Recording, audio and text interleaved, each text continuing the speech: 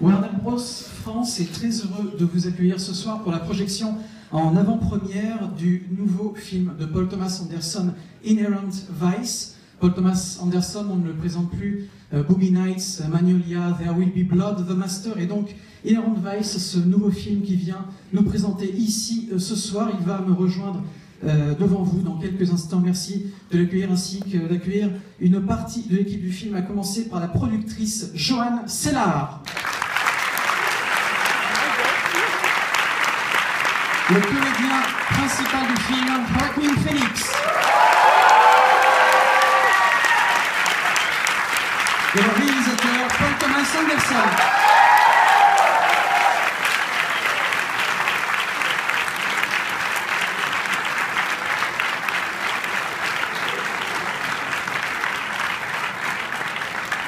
Welcome. Welcome. Actually, I have a first question for you, Joanne. You have been the producer of every movie of Paul Thomas Anderson since Boogie Nights. And actually, how was the production of Inherent Vice when compared to the production of all these other movies?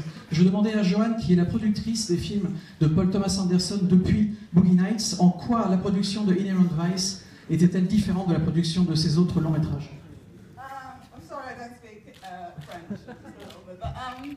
Well, they all come with their own challenges, like any script, of course, like from frogs raining down and oil rigs that need to be built in the desert.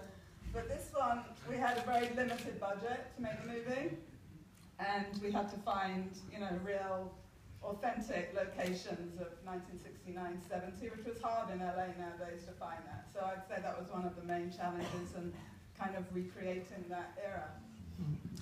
En fait, c'est vrai que tous les films de Paul Thomas Anderson, eh bien, ils viennent avec leur lot de challenges, de choses qui sont parfois un peu compliquées à faire, comme par exemple une pluie de grenouilles, ce genre de choses. Et ce film-là, eh bien, c'est un film d'époque. C'est un film qui se passe dans les années, fin des années 60, début des années 70 à Los Angeles. Et aujourd'hui, recréer ce genre d'ambiance, retrouver ce genre de décor, eh bien, ce n'est pas si facile que ça. On avait un budget qui était ce qu'il était, et donc ça n'a pas été forcément la chose la plus facile sur ce film. I have a question for you, Joaquin. If you can maybe step a little bit in the light, just a little bit. Une petite question pour Joaquin Phoenix. Joaquin, c'est la deuxième fois que vous travaillez avec Paul Thomas Anderson. Après The Master, qu'est-ce qui vous pousse à travailler avec lui? Qu'est-ce que vous aimez dans le fait de travailler avec Paul Thomas Anderson? It's the second time you work with Paul Thomas Anderson after The Master. What do you love so much about working with Paul as a director? I'll just say thank you all for coming here tonight. It's very nice to see you. Thank you for having us. Je voudrais juste merci à vous tous d'être ici.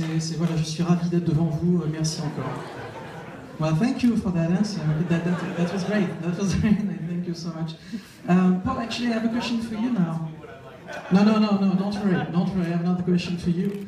That would be, actually, I will ask first in French. Je vais poser la question à Paul. Est-ce que vous considérez que le livre de Thomas Pynchon, donc le livre à partir duquel a été adapté Inherent Vice, et donc votre film, est-ce que vous le considérez comme une espèce de la description de la fin d'une époque, la fin des 60s, comme une espèce de chant du cygne? Would you consider the book of Thomas Pynchon, and therefore your movie as well, as kind of the description of the end of an era, the golden 60s, or maybe a swan song in a way?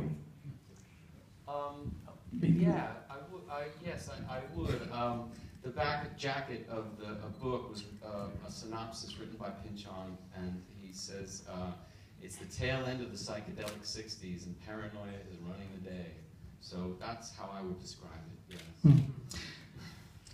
Oui, Paul nous dit que à l'arrière de la couverture du livre de Thomas Pynchon, donc Inherent Vice, Thomas Pynchon décrivait lui-même finalement ce livre en décrivant la fin d'une période où la paranoïa, où toutes ces choses étaient vraiment vivantes.